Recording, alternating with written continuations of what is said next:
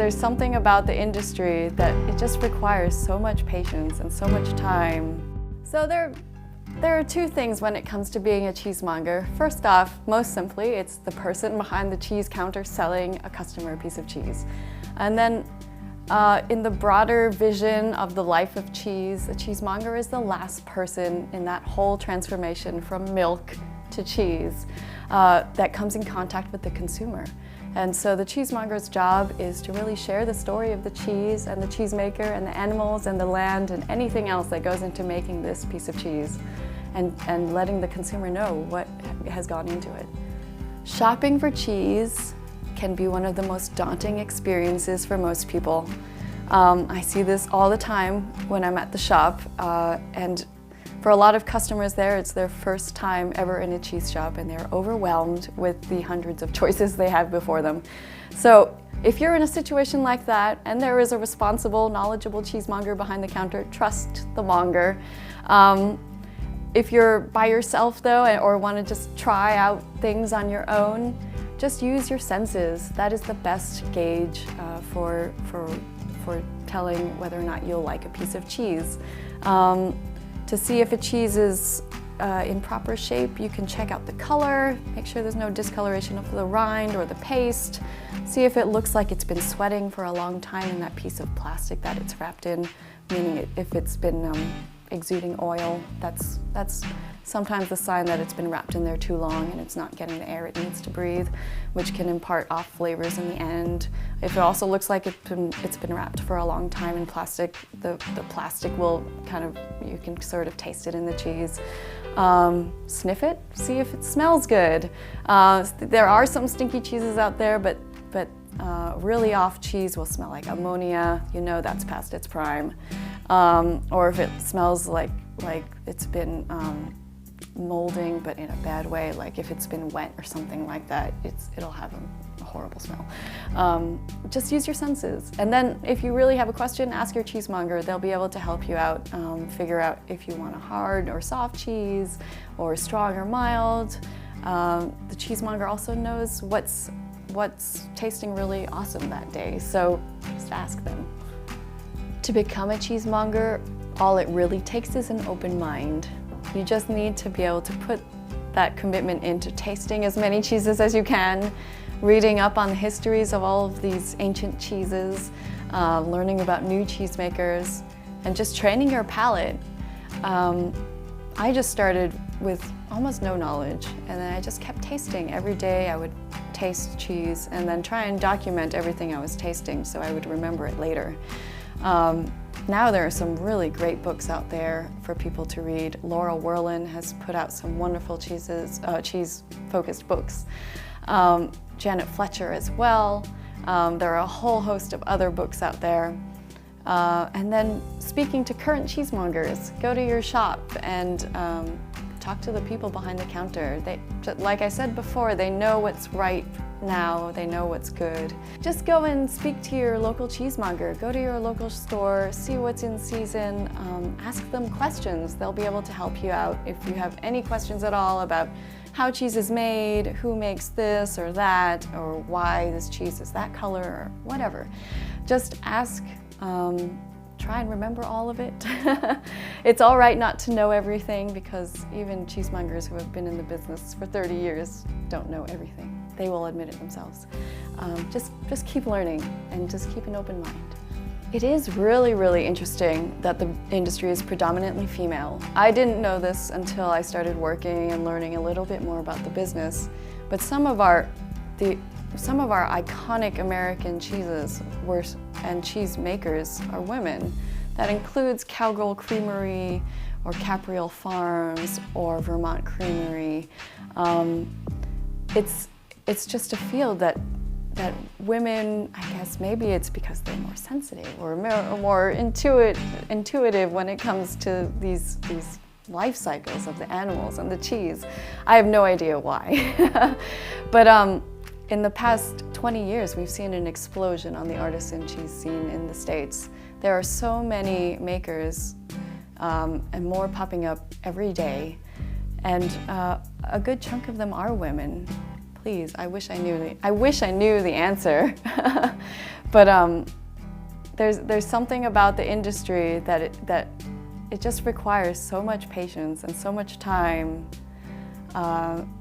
Maybe women are just more prone to having these qualities. Selling cheese to restaurants is something that many cheesemakers aspire to do.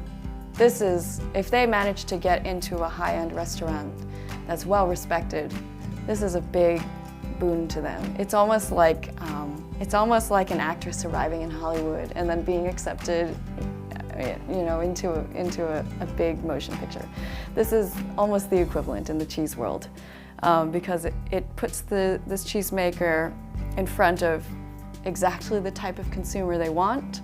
It aligns their brand with the brand of this restaurant or these restaurants, and it's great. It's a steady stream of business for them as well. So yes, it's possible, and a lot of cheesemakers want to do it.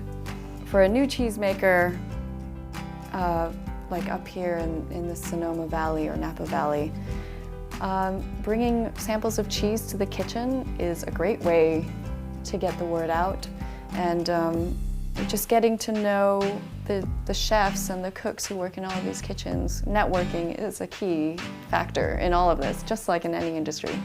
Networking, who you know, getting your product out there and known, these are all going to help spreading the word on your cheese. In the States, I find that branding is really critical in just imprinting your cheese in the minds of consumers. If you look at Europe, there are a lot of styles of cheese, but these are all styles that have been developed over centuries, and they all have fixed names like Morbier and Camembert and Roquefort. That's the style of the cheese, not so much the name of the cheesemaker. There can be dozens of cheesemakers making Camembert, for instance. In the States, everybody has their own flair. Everyone's making up their own recipes, and so each cheese has its own name. Here we can find names like Wabash Cannonball, or Alpha Tolman, or Freya's Wheel, and this is unique to that cheesemaker and that piece of cheese, or that style, that particular cheese recipe.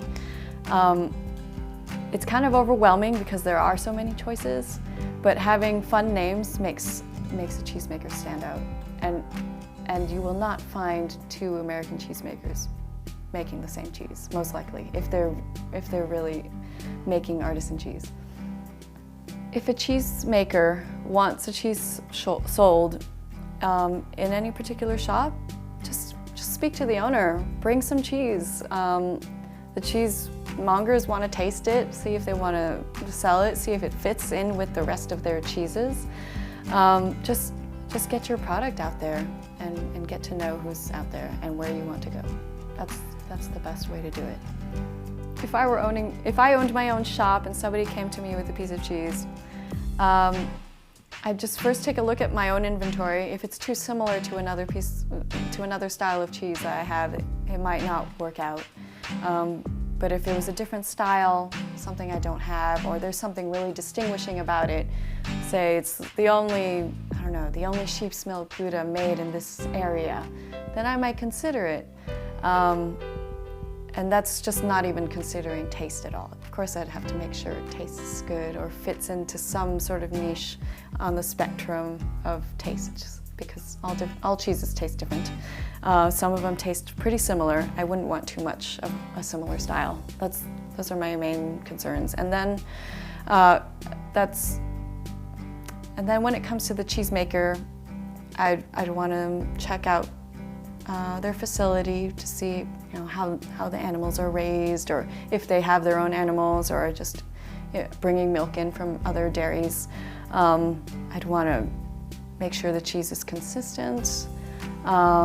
Maybe give it a try a couple of months, taste a couple of different batches to see how the cheese is tasting at different ages or at different time periods. And then maybe if everything looks good, I would go for it.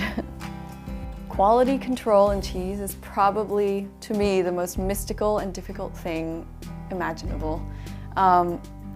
especially working as a small-scale cheese producer, because let's say you have 70 cows, and they're all on pasture. They can be eating all sorts of different things. They can get into garlic one day and maybe blackberry, or get amongst different types of grasses the next day.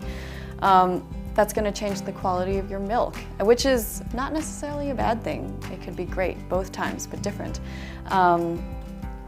But making cheese, there are so many factors that go into the finished product of a cheese. The temperature of the milk, how long it's been heated, how small or how large you cut the curds when you separate the curds in whey, how long you've drained them, how long you've aged them, how long you've waited to flip them when you're aging the cheese.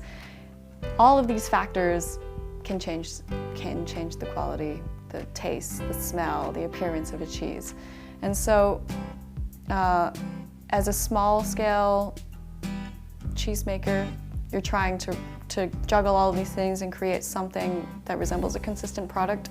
As cheesemongers, we love pointing out all of the little nuances between batches of cheese, because that's what makes an artisan cheese artisanal. They're different every time we get them.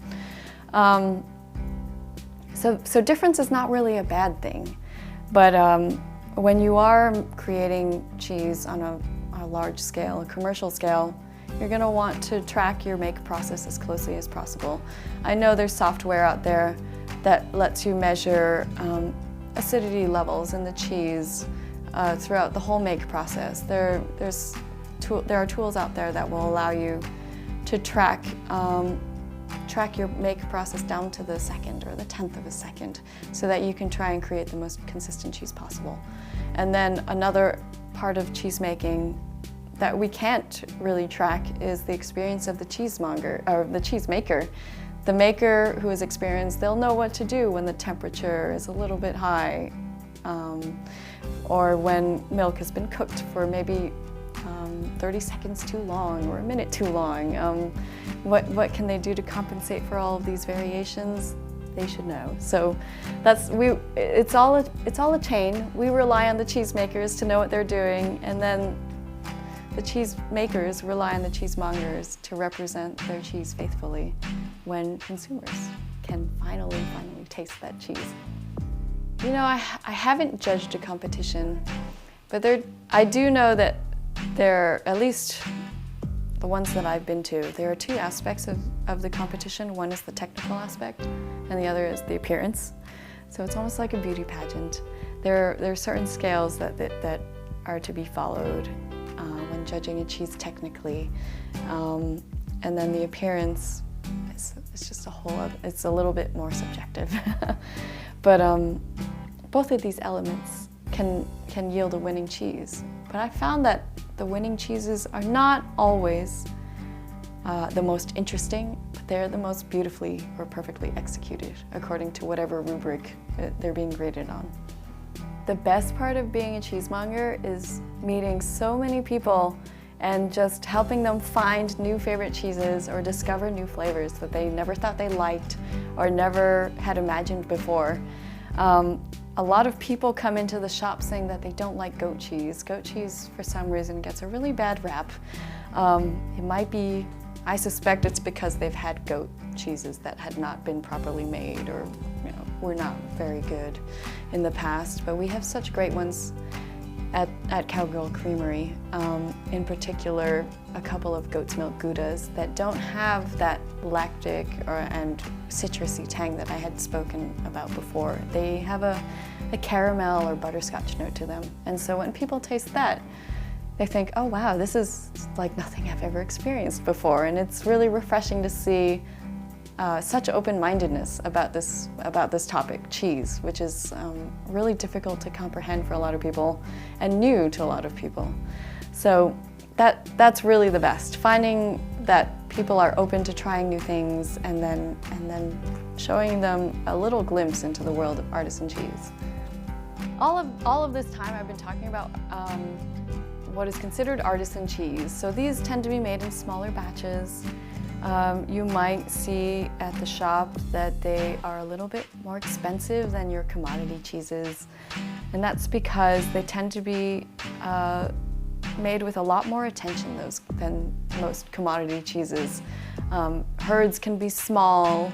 A lot of times these farms are family owned and family run. Feeding these animals proper and healthy food like grass, real grass that they can eat from the pastures, and then alfalfa and hay. This all adds up. Cheese is not a lucrative business. To be a cheesemaker, to get started as a cheesemaker is extremely costly. It could run into the six figures easily to get started with a proper creamery and sources and transportation to send your cheeses out. And so when people ask me, why is this cheese so expensive because it costs $32 a pound or something like that? Well, seeing how much time and effort goes into making these cheeses, not only with the animals, but the make, and then aging them, sometimes for months at a time, makes me wonder, why is this cheese so cheap? Or why is commodity cheese priced so cheaply? Because I mean, I have no idea what I'm getting when I get a plastic wrapped block of cheddar that I have no idea where it came from or how it was made. It's kind of a thing that consumers in the States have been trained to see, cheap cheese that has been wrapped in plastic.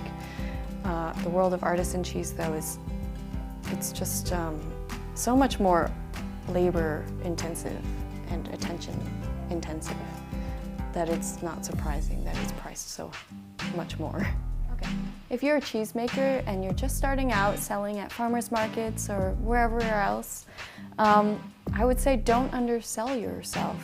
It's really hard to raise prices once you've set a low price. It's much harder to do that than it is to start high and then adjust downward as you need to. So just take a look at what the market price is for your style of cheese. Take a look at your own expenses. Because you're going to be a startup, you're probably going to lose a little bit of money in the first year or two, hopefully not two. But price accordingly, and be confident in your product. That sells almost as well as your actual product. Every day when I come home from work, I do smell like cheese. My hands smell like cheese, my clothes smell like cheese. Sometimes I have to hug the cheeses to carry them properly because they're enormous. They weigh 40 pounds or something like that. There are some pieces of cheeses that are wider, much wider than me, and I still have to try and carry them. So I feel an enormous sense of accomplishment every day because any given day I will have broken down who knows how many pounds of cheese and sampled who knows how many cheeses. Cutting into a wheel and being the first person to taste that wheel of cheese is one of the most satisfying things of the job. But it's also probably going to yield the smelliest hands.